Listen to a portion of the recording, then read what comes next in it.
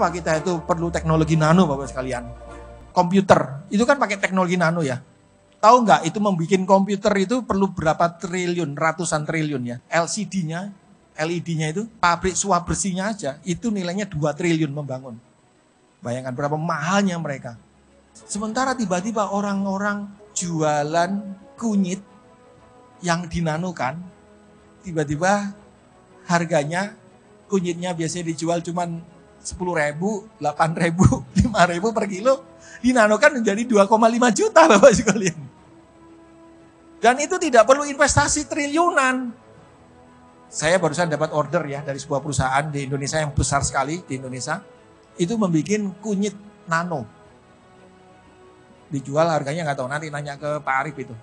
Di atas pokoknya beberapa juta gitu kan. Dan ini ternyata mulai dari berbagai macam bahan-bahan propolis, preolina, semuanya itu bisa dinanokan dan harganya menjadi mahal dan kita tidak perlu investasi secara besar. Sementara ini orang-orang minum ini kan obat-obatan kecantikan ini tiap hari. Bapak Ibu sekalian, ibu-ibu kalau pakai kecantikan berapa hari sekali? Tiap hari. Kalau pakai beli HP sehari berapa kali beli HP? Beli HP setahun belum tentu sekali Pak Nurul, betul nggak? Beli komputer, anaknya dibelikan komputer setahun berapa kali Bu? Pak kalau nggak juara nggak dibelikan Pak. Terus kemana orang Indonesia ini kita mau ini? Apakah kita harus investasi membeli komputer? Jangan. Alhamdulillah ini saya sama Bu Eti diundang di Polandia. Awalnya saya saja, kemudian saya karena membahas tentang masalah toksisitas nano, kode etiknya nano ya. Hanya saya ngomong, wah saya sendirian, istri saya mau ikut. Hanya dia saya suruh daftar sendiri, dokter etik daftar dari BPPT kan.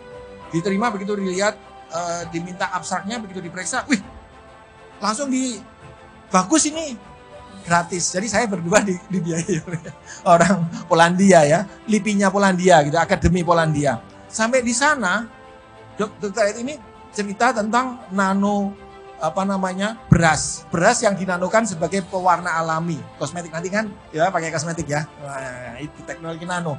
Mereka orang Eropa 36 negara sedang bingung membahas tentang bahayanya, toksisitasnya pewarna kimia, titania, zinc oksida.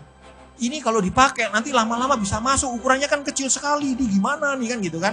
Sampai dia 1000 kali lipat diuji coba konsentrasinya itu berbahaya atau tidak. Sampai kita diskusi sampai ke sana. Tiba-tiba dokter etik presentasi pewarna alami dengan beras. Jangankan di kulit, dimakan aja tidak mati orang gitu kan.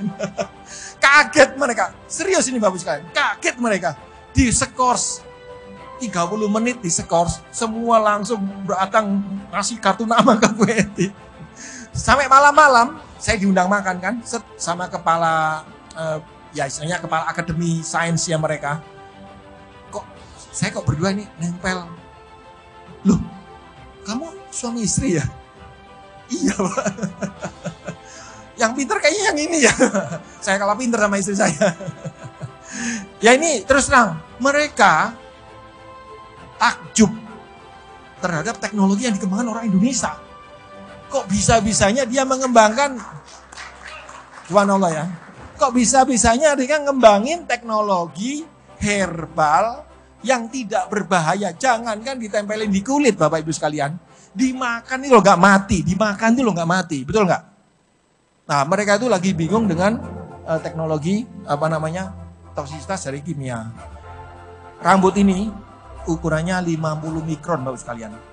Satu rambut 50 mikron. Kalau saya jadikan 50 nano dibagi menjadi berapa?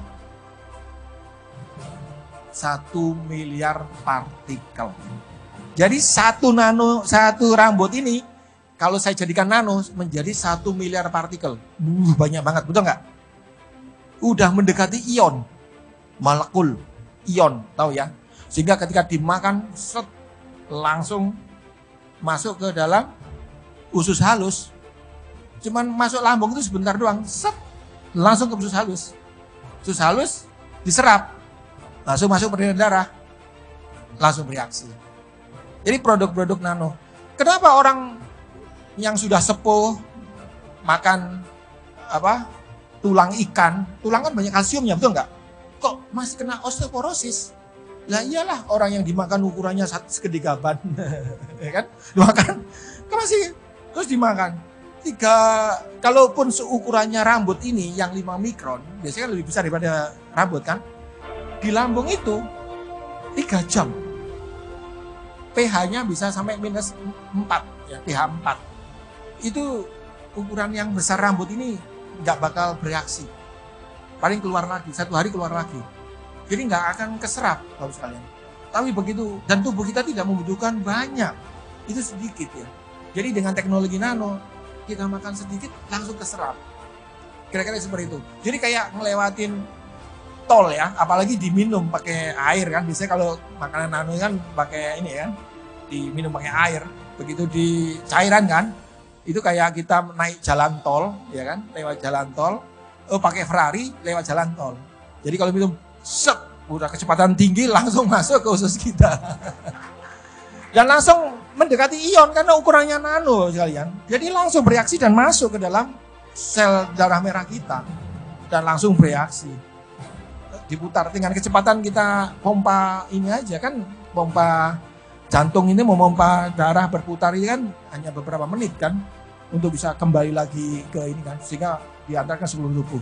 Jadi Bapak sekalian, dengan teknologi nano kita bisa mempercepat, pertama kita tidak boros, kita bisa sedikit, efikasinya tinggi, ya efisien dan efektif dan efisien ya, dan waktunya cepat.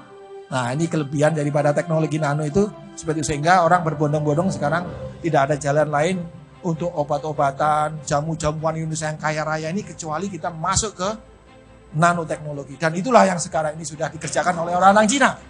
Jangan sampai ketinggalan. Kalau di Cina Bapak sekalian sebagai informasi ya, mereka kan bukan tropik ya. Kita ini tropik ya kan, dimana kita tuh orang Indonesia ini kekayaan alam hayatinya nomor 1 di dunia. Kalau dicampur dengan kekayaan alam hayati yang ada di lautan. Memang si Amazon ya, yang sana berhasil dia untuk yang darat saja dia menang, kita nomor 2. Tapi kalau dicampur dengan kekayaan alam dalam air laut kita juga ya, di dalam tumbuh-tumbuhan, ganggang macam-macam itu, maka Indonesia ini flora faunanya akan nomor 1 di dunia. Dan ini potensi raw material peluang besar untuk dinanokan dan akan memimpin dunia kita perekonomiannya ketika semua potensi ini kita nanokan. Saya sangat senang kita bisa bekerja sama dengan OA dan khususnya menerbitkan produk pertamanya ya Pak ya. Ini masih pertama loh ya. Be Life ya, propolis, dan ke depan semoga produk-produk yang memang berbasis potensi kekayaan alam kita tentunya ya, yang memang pastinya cocok. Allah kan menciptakan tanaman-tanaman yang sekitar kita memang cocok untuk kita, betul nggak? Nah ini bisa kita, jangan kita pakai produk luar terus ya, yang itu mestinya akan kemungkinan besar pasti tidak cocok ya, karena bahan bakunya dari luar kan. Kalau dari bahan gini Allah udah cocok, disesuaikan, memang di alam-alam yang ada di tempat kita ini bisa kita manfaatkan dengan sentuhan teknologi nano. Insya Allah kita akan semakin lebih sehat, baik itu sehat jasmani, rohani, dan ekonomi ya. Demikian saya pikir, terima kasih dari Kang Mai dan Bapak sekalian. Semoga kita selalu diberi kemudahan oleh Allah SWT. Assalamualaikum warahmatullahi wabarakatuh.